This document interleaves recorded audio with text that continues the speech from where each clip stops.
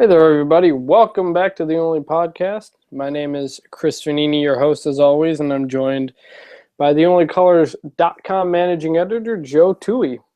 How's it going, Chris? Good, man. How you doing? Not too bad. I'm a little sore still. Oh, you know what I just remembered? We forgot to talk about this off air, but I mentioned last week that we're going to talk about football recruiting. So we're going to talk about that. I knew there was something I was forgetting. But we'll get to that. We'll talk about the NFL draft last week and some other stuff. We got some questions. Don't know how long this one will go. We're kind of in the getting into the dead season now, so we may just make up topics as we go down the road. If you haven't, make sure you subscribe to the podcast either on iTunes or through the RSS feed. That way you can download it, get automatically downloaded, easier to listen to. I listen to a bunch of podcasts on my phone all the time. It's pretty great. So you should do that too. But yeah, and as always, check out theonlycolors.com for a bunch of great content. You're probably on it if you're listening to this, but recommend you do that. Some good stuff going on. So, but we're going to start. Go. What's up? You there, Joe? Did we lose Joe? Oh, I'm back here. Sorry. Oh, we got you. There we go. Okay. Internet's been pretty bad, so we'll see how this goes. What were you saying? Yeah. I was just going to say, tonight I was working on a pretty good post about Big Ten returnees so for basketball season. So I was sort of doing what I did last year, plotting team quality versus what they return and adding in some recruiting stuff into that chart as well. So I'm pretty excited about it going up tomorrow. Yep. All right, look for that, guys. But speaking of basketball, we're actually going to start off with basketball and the increasingly curious case of Caleb Swanigan, who committed to MSU a few weeks ago, a McDonald's All-American out of Indiana, but there has yet to be a letter of intent sent in. And there was actually a little bit of an update today. Izzo was on Drive with Jack today. He in Lansing. He was asked about Swanigan. Obviously, he can't talk specifics about players who haven't signed. But when asked if there's anything to worry about, Izzo said, quote, "Nah." There, from what I've read, appear to be some potential family guardian issues, but there's no real reason yet on why it hasn't been sent in, but Izzo doesn't seem to be worried. Joe, do you have any take on the situation? Well, I wish I didn't, right? I mean, these are the kind of situations where I start to feel really greasy.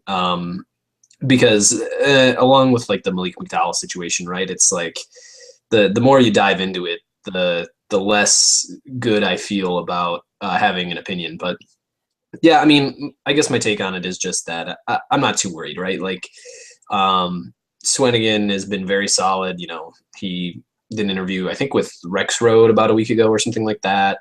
Said he was 100% committed. I mean, it's not like he's traveling out to Cal Berkeley or something, right? Like, I'm not too worried about it. I think he's pretty solid. It's just sort of the dotting the I's and crossing the T's left to do. So, yeah, I mean, it is what it is. I mean, if something especially dramatic occurs, then I'll flip out appropriately. But I think until then, it's not really worth being too concerned about. And yeah, I mean, if Izzo is not to be worried, then I guess that's pretty much good enough for me. Right. I mean, I imagine there's a lot of MSU fans freaking out for whatever reason, but it doesn't appear to be much of anything. So that's where that is. Don't exactly know when it will be resolved, but something to obviously keep an eye on. So we want to hit that at the beginning of this. Now, last weekend we had the NFL draft out there in Chicago, and it was another solid draft for Michigan State, although maybe not as big as some people expected. There were 4 Spartans drafted, with Trey Waynes going in the first round to the Minnesota Vikings, Jeremy Langford to the Chicago Bears in the 4th round, Tony Lippett to the Miami Dolphins in the 5th round as a cornerback, apparently, and Keith Mumphrey to the Houston Texans in the 5th round. Mark D'Antonio was in there, was at the draft on that first night, sitting with Waynes and his family, along with position coach Harlan Barnett and quarterbacks coach Brad Salem, who recruited Waynes out of Wisconsin. I thought it was kind of a cool thing for D'Antonio to invite the guy who recruited Waynes and got him to there in the first place. So that was pretty cool for them. And obviously D'Antonio and them made sure to milk it for all it was worth in terms of getting it out there and kind of getting himself seen, you know, for recruiting. That's obviously a really good thing. You get a lot of coaches at the draft. So to take advantage of that exposure was, I think, a good thing. Now, before the I'll just say, and there were also a handful of Spartans that obviously signed undrafted free agent contracts or at least tryouts. Curtis Drummond went to the Texans. Tawan Jones went to the Jets. Marcus Rush to the 49ers. And Mike Sadler to the Bucks, and Andrew Gleichert to the Eagles. Joe, when you kind of looked back at how the draft played out for MSU, were you surprised by anything? What were your kind of thoughts on it? No, I wasn't really surprised by any part of it. Well, I guess the thing I was most surprised by is how close Tony Lippett and Keith Mumphrey went. I mean, during their careers, Mumphrey obviously had some excellent moments, but I would say especially during their senior years, Lippett was by far and away the better receiver, and he also played both ways. So it was a little surprising to me that he, you know, got drafted so late. I mean, 5th round's not bad anyways, right? But for Mumphrey to go, what was it? It was only, you know, 20 picks later, 21 picks or 19 picks later. That was surprising to me.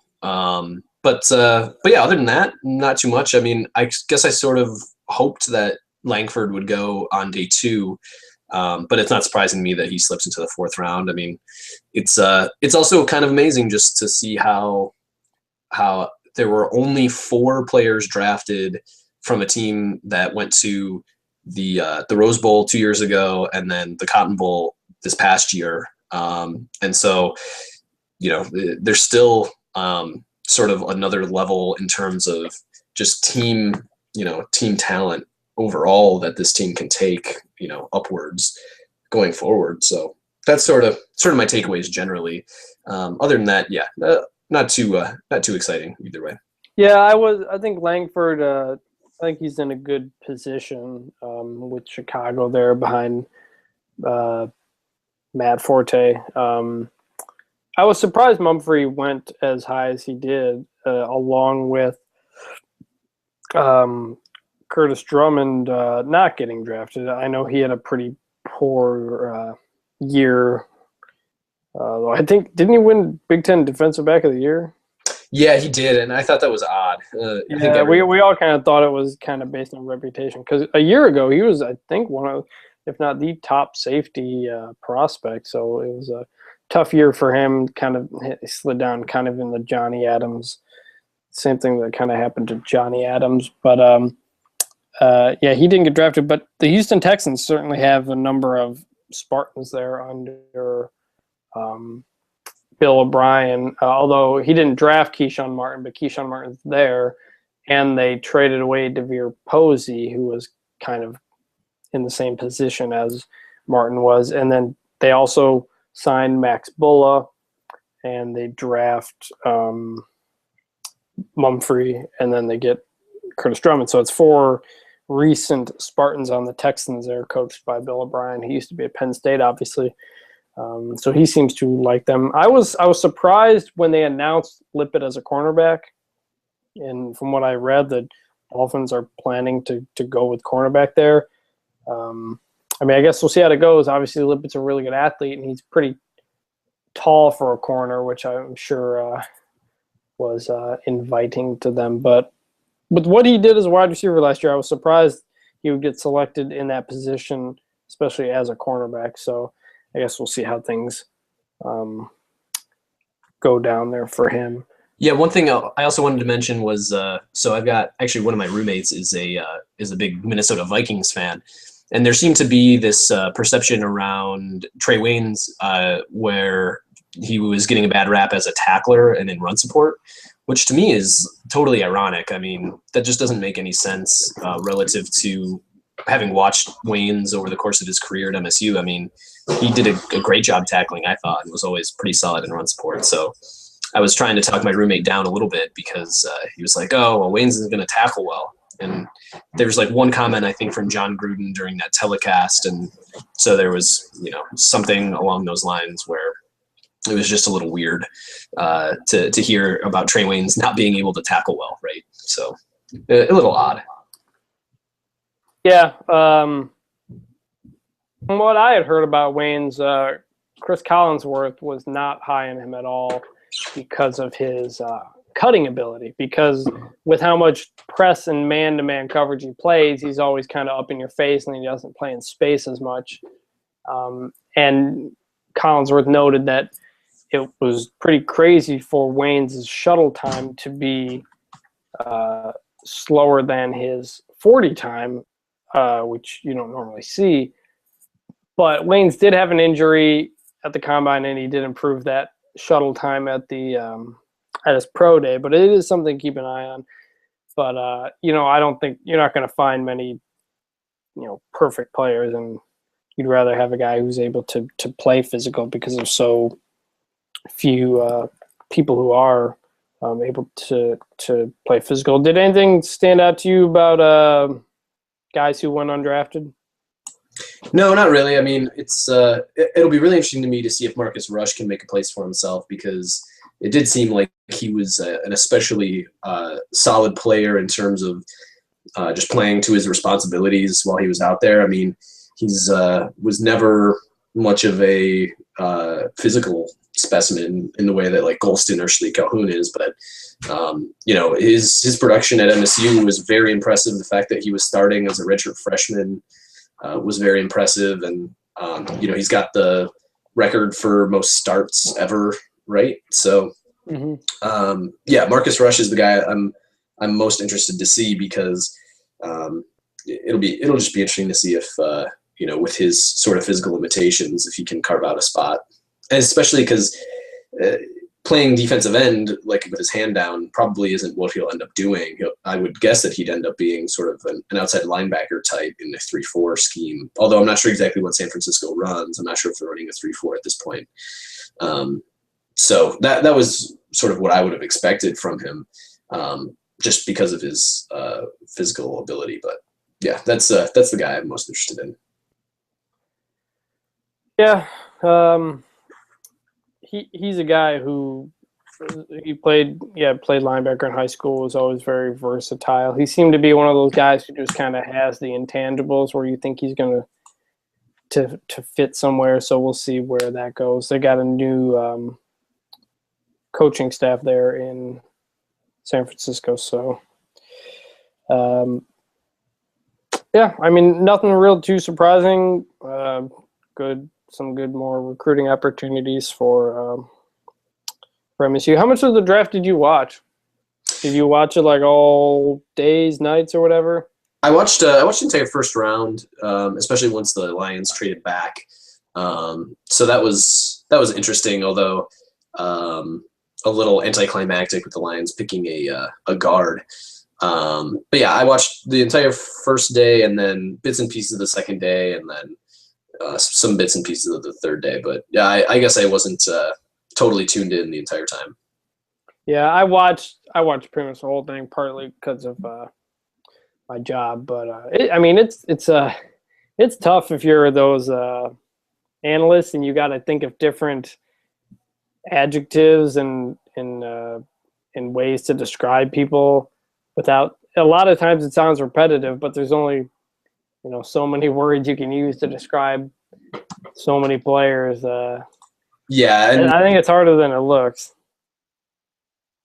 Yeah, and I'll say too that like by the end of the third day, you can tell that those guys are just slap happy, right? Like it's kind of crazy just uh, how out of it they are by the third day. I mean, they're and the way that like it's paced is they actually do a pretty good job on ESPN, I think, of pacing it where there's stuff kind of happening all the time, but then they're going back and looking at highlights of a guy who got picked 5 picks ago, and it's a bizarre thing. Yeah. It's kind of nice. It's a nice thing to have on in the background if like you're doing something else. Yeah. And you can kind of.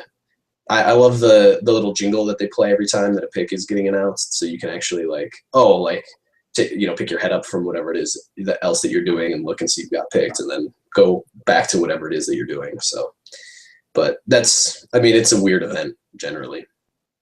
Yeah, I kind of, part of me preferred, I loved it when I was a kid, like in middle school and high school, and it used to be Saturday, Sunday, and it would just literally be 2 days, just all day. Like I'd wake up and sit in my pajamas and basically watch the whole thing, and then sort of play Madden in between, and then you'd kind of get into like the mid 2000s Madden games. I think were maybe the pinnacle because it wasn't too complicated. Like in the games now, in the recent NCAA games, the recruiting and the scouting of prospects are this whole huge process you got to go through. Back in the 2000s, where you kind of just had the draft stuff, but it wasn't too complicated. You could get through it pretty quickly. Those are always fun. But I understand why the NFL has done it how they did. Gets a lot of maybe not as much. Gets really good ratings. I like the idea of moving it around. I thought Chicago is a cool place to do it. I'm not sure if they're going to move it around or not, but I think it'd be a pretty cool thing to do.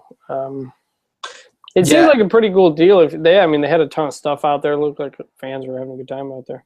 It's also amazing to me just how much more attention I guess that the draft gets when we're in playoff season for 2 other major sports, right? I mean, the NBA playoffs are happening and the NHL playoffs are happening, and yet the NFL draft is still the most major event happening over the course of the weekend. Well, I guess this past weekend was a bad example because of the Mayweather fight, but and then also the Spurs Clippers game 7. But I mean, for the most part, there were a bunch of games happening on Thursday night, and none of them mattered compared to having the NFL draft happening all at the same time. So it's interesting to see where the NFL is sort of on the spectrum of sport, right? I mean, it's still by far and away the most popular, I would think, when the draft is such an important day just in the sports calendar, regardless of what's happening in other sports, right? Right. So I have a good time watching it. I think I liked. I don't know if I liked it more back when it was all day Saturday Sunday because I was a high school kid at the time and I didn't have anything to do. Now I had to do, but now I have to do stuff and life's happening, so it's kind of takes away from it. But it was pretty good. You got good analysis, I think. So it's about time. I think I pretty much. Before we move on, next year's draft, Connor Cook's the name that jumps out as a potential top 10 pick. Shilique Calhoun is also up there.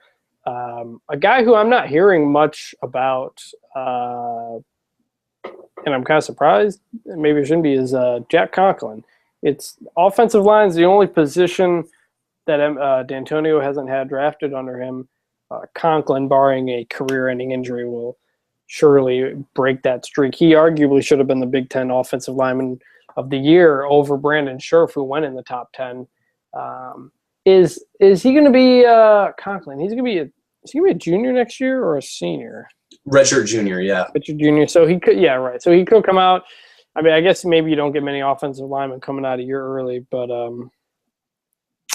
based on the accolades that he has racked up quickly, and especially since he'll be protecting a talented quarterback, he'll be getting a lot of it. I think a lot more attention. Anybody next year outside of those 3 you think to keep an eye on? Maybe, I mean, yeah, I mean, maybe Jack Allen. He seems like the kind of guy who. Oh yeah, he's already a senior. Man, feel like Yeah, he just started. that's very true. Yeah, I would think Jack Allen would get a pretty long look as well. So that would, I mean, it would be pretty funny to have two offensive linemen drafted in the same year after not having one drafted Yeah, at all yeah. for the first several. But no, I mean, I think so. Barring a breakout year from a couple different guys, I mean, I think those are the four more or less that you can sort of expect to have big years. Like, RJ Williamson, I don't think is the kind of guy who is a surefire No, pick. the one I'm going to be interested in is going to be Lawrence Thomas, who is only now who'll be going into. He's fully set there on the defensive line. Former 5-star player, big body who can move quickly. He's a guy who maybe gets drafted, maybe not on his numbers, but on his just physical tools. I think it makes me think of the William Campbell situation from Michigan a few years back, a guy who was a 5-star recruit, didn't do much of anything in college, and still ended up getting drafted. And he may or may not still be in the league. I'm not sure, but he's a guy who got pretty much drafted on his potential and physical ability. And I guess obviously Lawrence Thomas still has his whole senior year to go, but he's a guy I think is another name to watch for in the draft next year. Yeah, absolutely. I mean, he's a guy to watch for MSU generally. I think he's one of those guys who has the potential to make a pretty major leap given sort of the variety of roles he'll probably play along the defensive line. And also, I mean, he was recruited as a linebacker, right? So right, and I think was he listed at defensive end on the depth chart, or was he inside? Yeah, he was on at the strong side defensive end spot. Yeah, that's 300 pounds on the outside. That's they love his physical tools, that's for sure. At MSU. Absolutely. See what things go there. So yeah, that'll wrap up the draft. Came and gone. Not much in there. Now okay. So we were going to talk about it last week. We had a lot of stuff to talk about. Recruiting. The spring game weekend proved to be very, very big for the Spartans. They picked up 2, 3, 4, 5 commits around the weekend of the spring game, including wide receiver Justin Lang, quarterback Messiah DeWeaver, running back Abdul Adams, and linebacker Joe Baki, I think it's pronounced. And tight end Noah Davis also.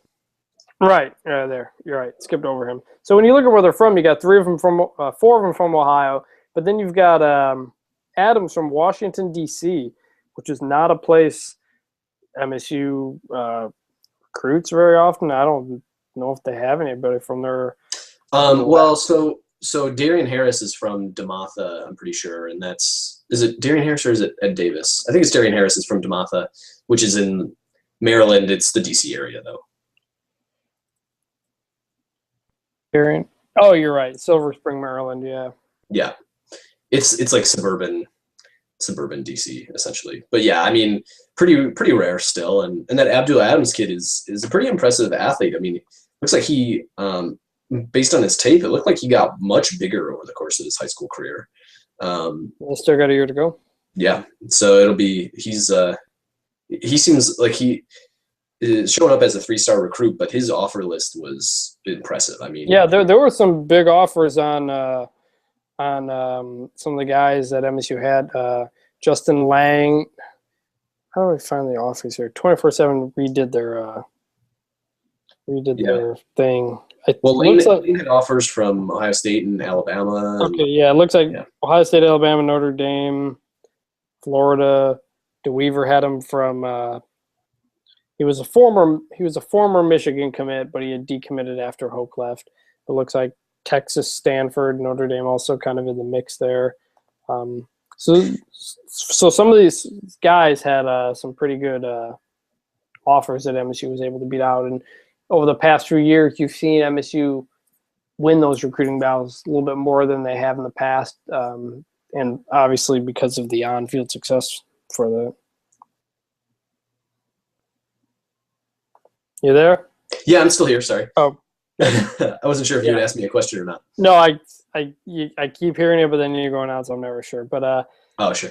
and it sounded like that.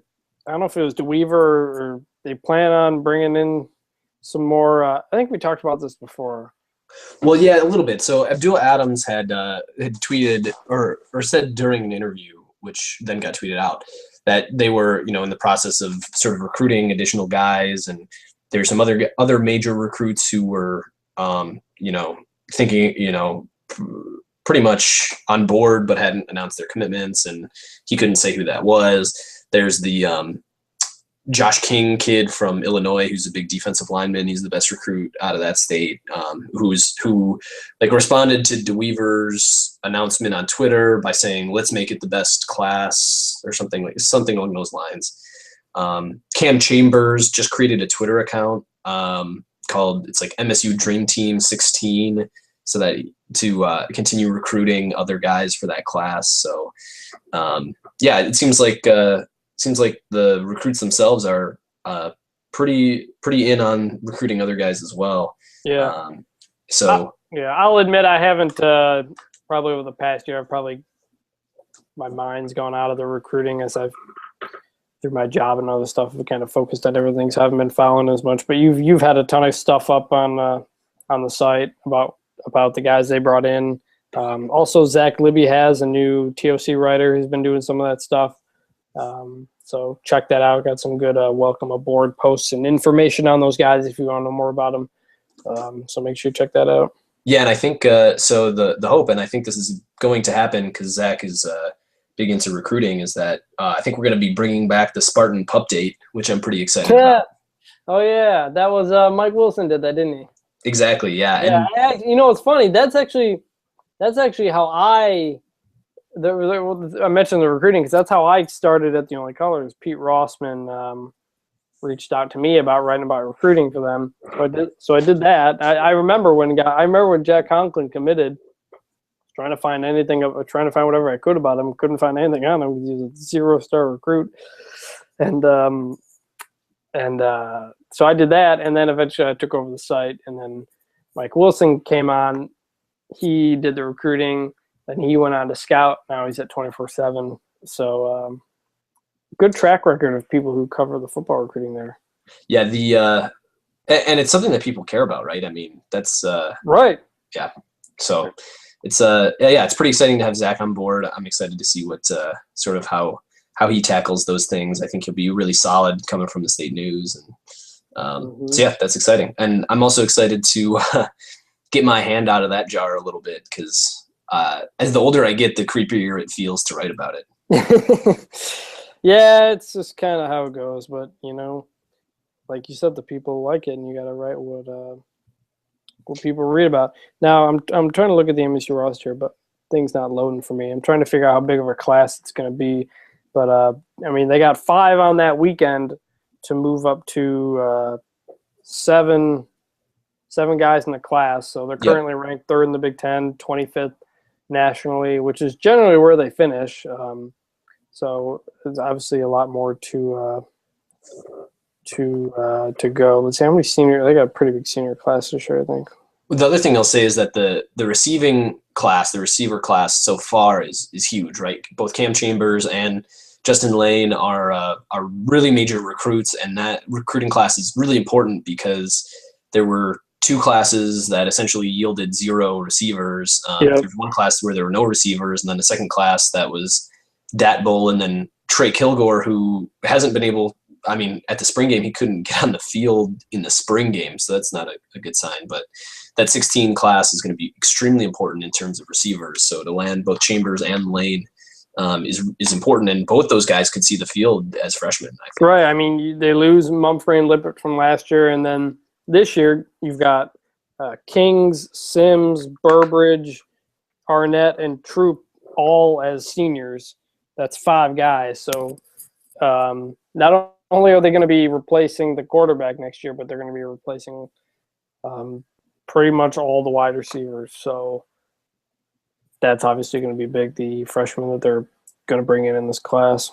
Yeah, or there's going to have to be a Blair White type that emerges. I mean, it's that yeah that that 2016 passing game is an area of concern, but yeah, 2016. So we got a little time before then, but still. Yeah, I mean, it's weird to think that Monty Medeiros is already a junior. I mean, you've heard some good things about him since he was a freshman, but obviously MSU's been really, really deep at that position right now. So you're going to have guys going from nothing to starting. So it's kind of with how the numbers have played out. So we can do some of these questions that we got on Twitter. We got some questions from you guys apparently. So actually, before I do that, I just want to mention, Ducking Delvon wrote a really great fan post about making the Final Four without first-round picks, and determined that in the recent history,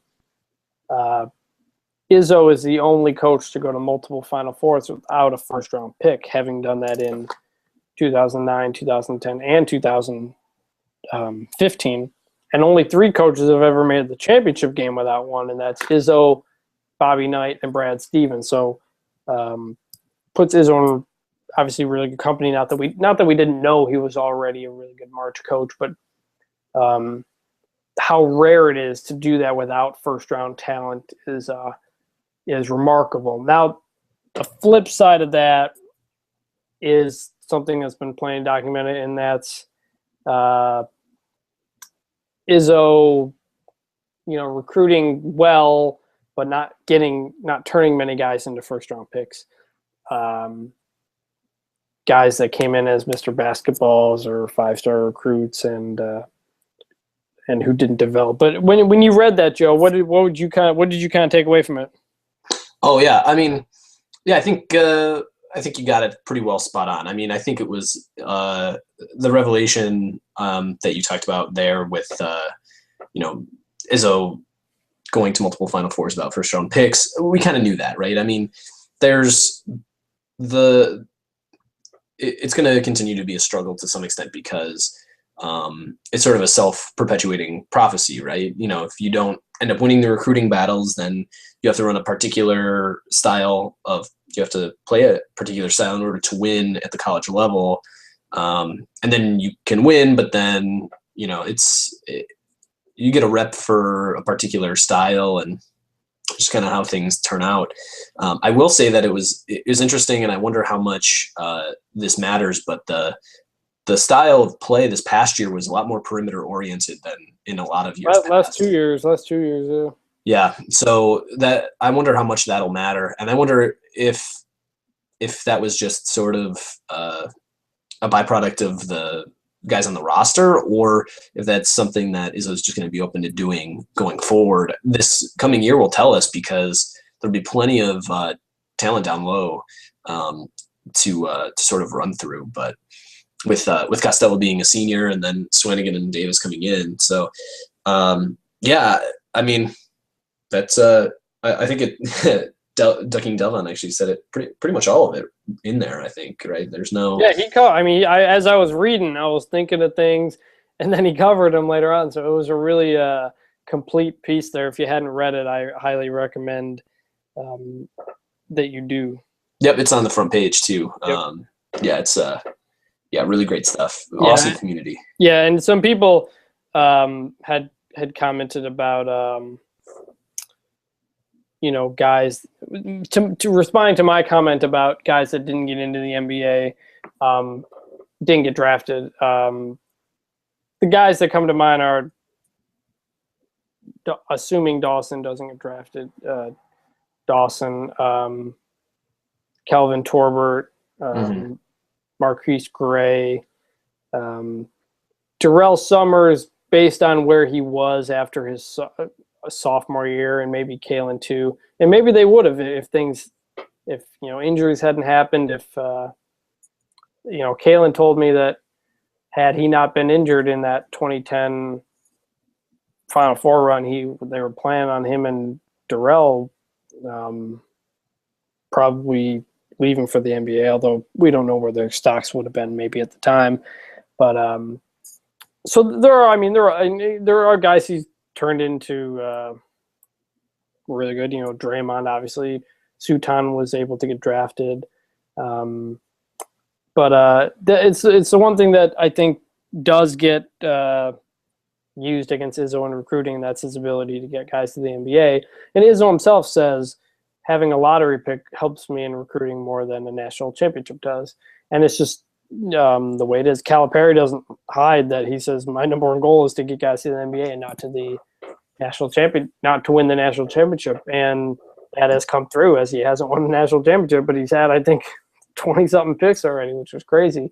Calipari, I mean, they won in 2012, but right, they got one, but they've reached, I think, 3 or 4 other Final Fours without getting the title, obviously. So yeah, I mean, Izzo, the best March coach ever, and I don't think that's up for any debate. And Ducking Delvon did a great analysis as to exactly why that is. So go read that if you hadn't. All right, now get to your questions. Sure. Okay, cool. So going back to 2016 passing game from Jackson, J_F_ a bunch of 2s and then a bunch of 3s. Who will be the quarterback? Wait, that's a real account? Well, it's 222-33333 is J. Yeah, I mean, it's semi-real. It's a reasonable question, at least. So Jackson's question is, that feels like how many digits? How many characters is that? Does that even fit? Read that to me again. It's at J_F_222-33333. He's doing a lot of retweeting, but I mean, it's an egg, but it's a legitimate question out of nowhere. So yeah. So anyways, Jackson, thank you for your question. So the question is, who will be the quarterback for 2016, and also will LJ Scott be an impact player this year? So quarterback for 2016 will be between O'Connor and Damian Terry. I mean, it's really difficult to say at this point who will be where. There's a full season between now and then, and O'Connor is ahead of Terry on the depth chart at this point. I think Terry probably has a little more upside generally, and O'Connor looked a little shaky in the spring game, although that had a lot to do with the offensive line. So yeah, I mean, I guess I would say it's a coin flip between Terry and O'Connor, right? Yeah, I mean, if Cook went down right now, I think they wouldn't hesitate to put in O'Connor to start. But he had a rough spring game, although he didn't have the best of help in that. We haven't seen a ton of Damian Terry, but I think obviously things can change in a year and a half until the 2016 season starts. If it was right now, O'Connor would be the number 2 guy, but it's going to be between those two. And I think they're pretty close. I just think if it was right now, they'd go with the guy with more experience. But going into 2016, when you know you're going to have a new quarterback and you're going to have guys play with first-team reps, that's when you would make a decision. I think that would be pretty close. So it's hard to tell. I don't know. Let's just say you had to pick one. Who would you pick? I guess I'd pick O'Connor just because he's ahead on the depth chart now, and I thought he looked pretty decent. So if we're going back to the beginning of the 2013 season where there was the infamous 4-or depth chart with Maxwell or Cook or O'Connor or Damian Terry, and O'Connor was getting some reps in game. It was I thought O'Connor looked pretty good. I kind of thought that O'Connor was going to win that job before Cook ran away with it, just because of the way that Cook had looked during his time. Yeah, I think I'd called to start O'Connor. I think no. I'd called for after the USF game. Actually, no, I said Maxwell. I had done on Cook, but I was still on Maxwell then, and it for the reasoning that I am picking O'Connor now, and that's I just assume just start they're going to go with the guy with more experience, and right. And he has some good game experience, and you imagine he'll get some good game experience this year too. Yeah, I mean, so it's tough though because I mean you just don't know what Terry might be bringing that we can't see, right? So, and then so the second part of that question, will LJ Scott be an impact player this year? So I think he'll probably play some, right? I mean, there's a relative dearth of running back talent at this point, with really just Madre London and Gerald Holmes getting work during the spring game. So I figure typically there's about three running backs who get carries anyways, and I would think that LJ Scott will get a chance.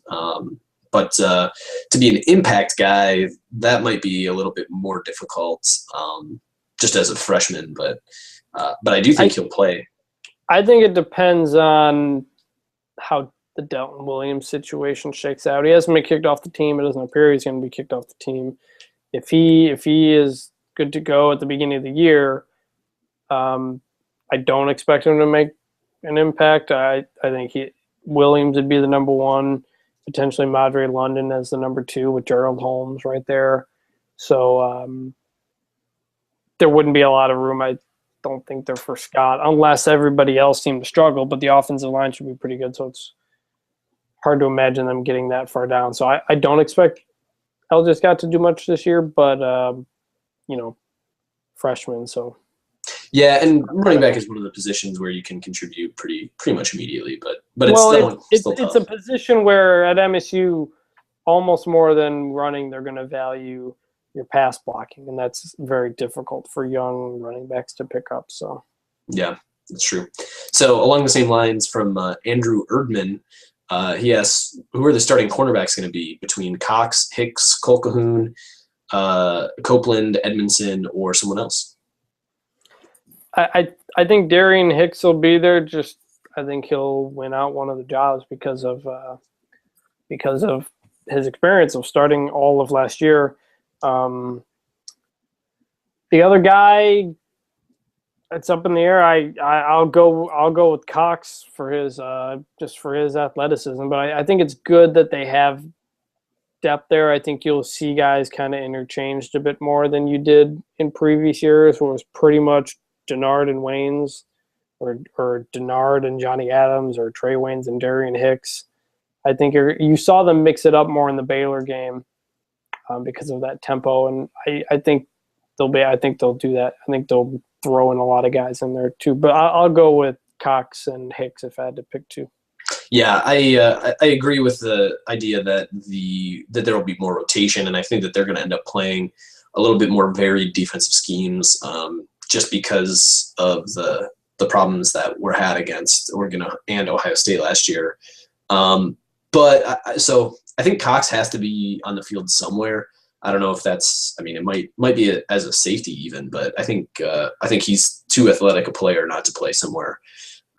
Hicks, I think Hicks had so much opportunity last year, and it just felt like there were times when he was lost, and the fact that when asked about the position, D'Antonio didn't mention him until asked directly is a little scary too. So the guy that I'm curious about is Copeland, because he's got the size and the speed to do the press kind of stuff that we'll want to do in terms of the cover four.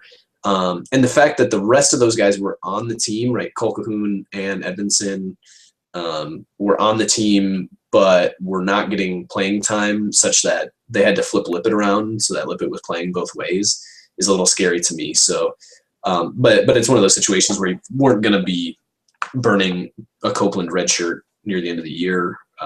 He probably wasn't ready anyways, exactly. So I'd go with Cox and Copeland just because I think Copeland has some ability that we haven't seen yet, whereas the other guys sort of probably could have won a spot last year and ended up not doing that, but we'll see how that goes.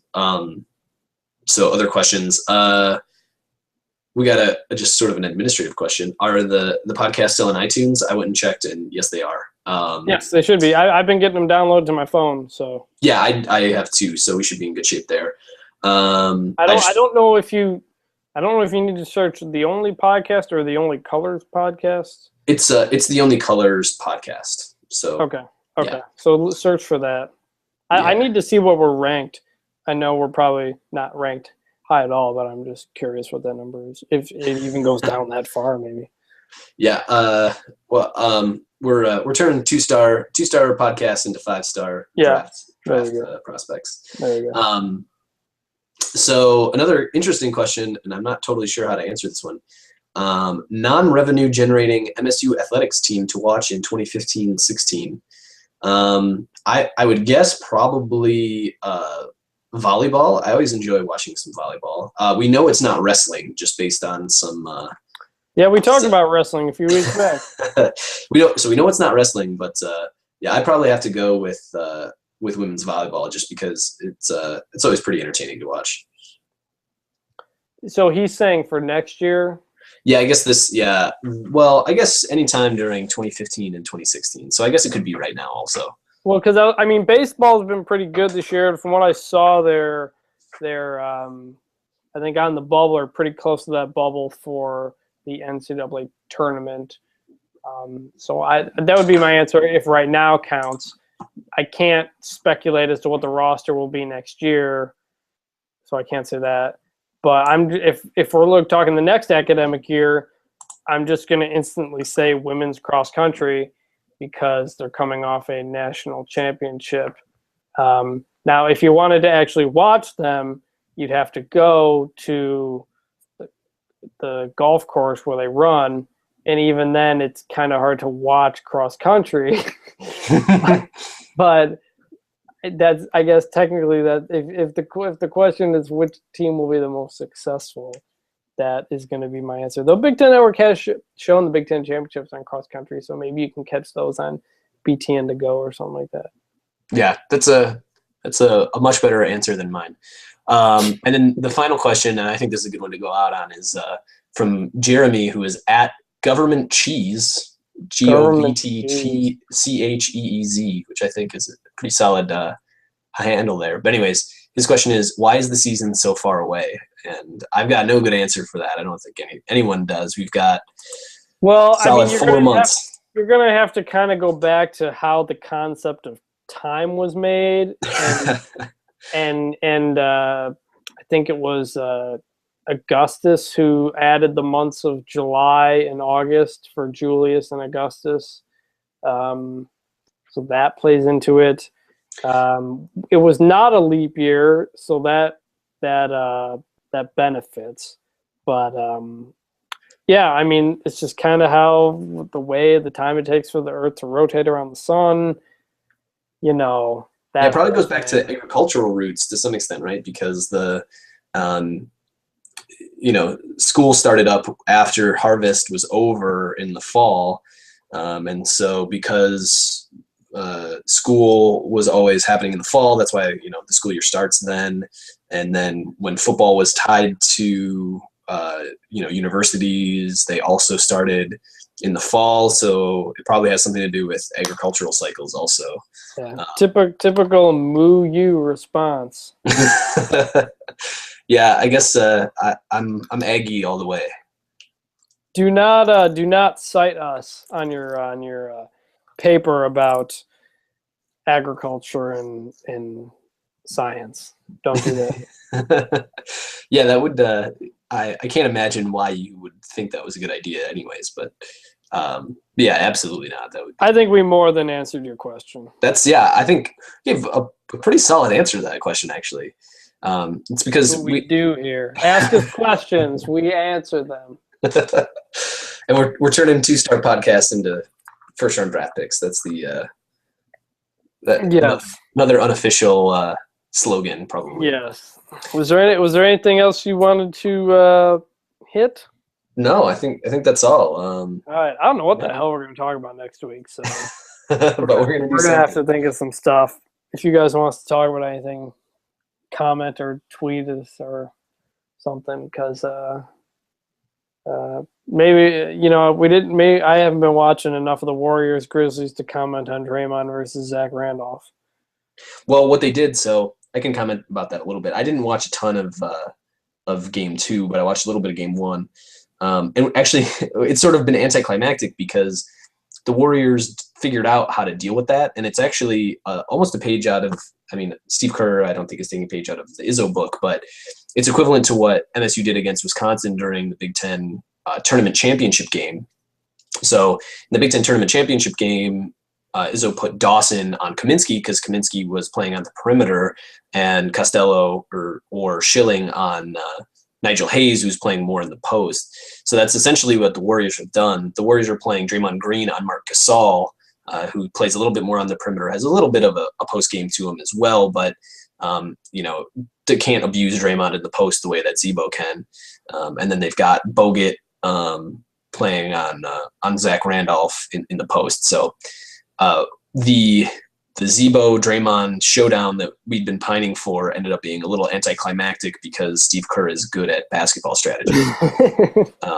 But that's sort of what I saw, and I think that kind of makes sense for them just generally. Yeah.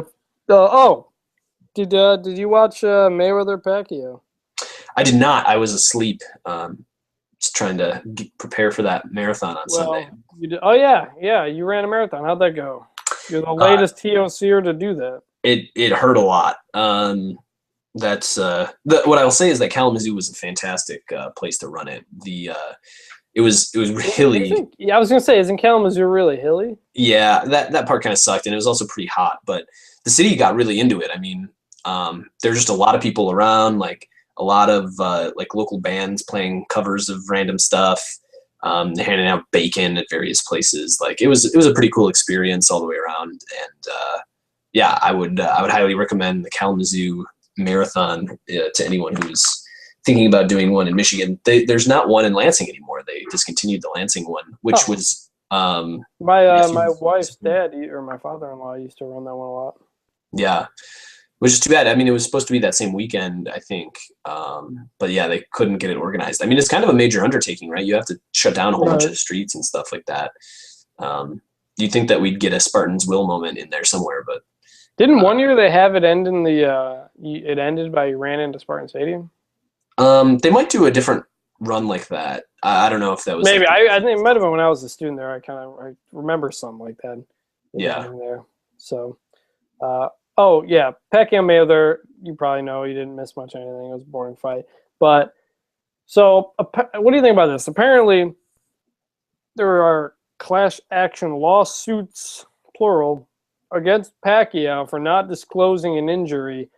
The lawsuits on behalf of people who paid $100 for the pay-per-view, which I think is fucking ridiculous. I want to sue those people for being stupid. First of all, paying $100 for a pay-per-view, it's 2015, okay? I watched a stream on my computer that I found. It started to slow down, so I pulled open Periscope, and there was a bunch of people broadcasting it on their phones, and it was great. I didn't have to pay $100. If you paid it, the second thing is, I have to imagine pay-per-views. When you buy them, there are like terms that come with it. Like they always say, cards subject to change.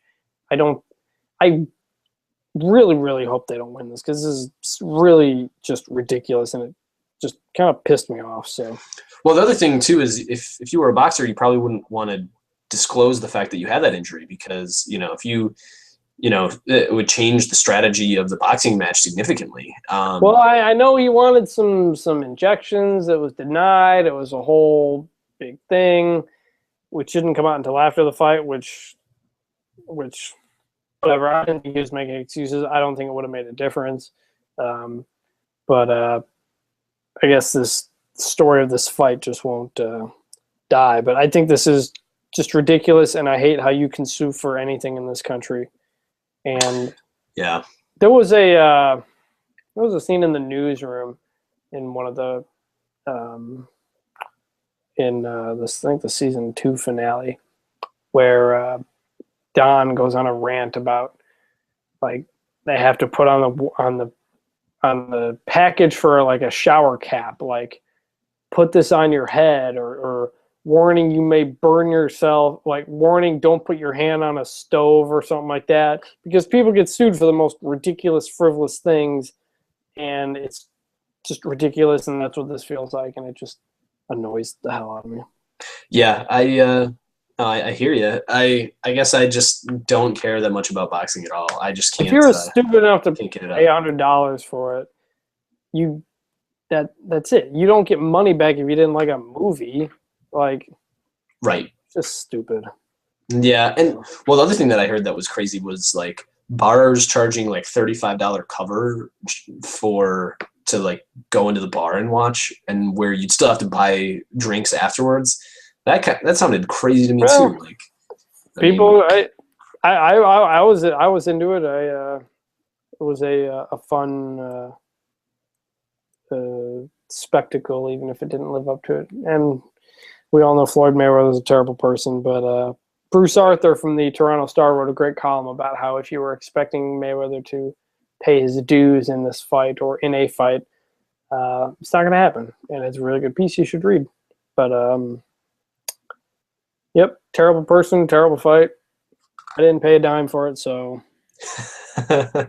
well, so you can't be part of the lawsuit, right? I mean, that's the major downside here. Yeah, so I can't believe we made this an hour. I really Yeah. didn't think we were going to do it. So I think we hit everything and then some. You got any other final thoughts? Nope, I'm good. All right. Well, we'll maybe be next week. It depends on scheduling, and we're going to need think of some stuff to talk about. So let us know if you want us to talk about anything. So, all right, guys. See you. All right, see ya.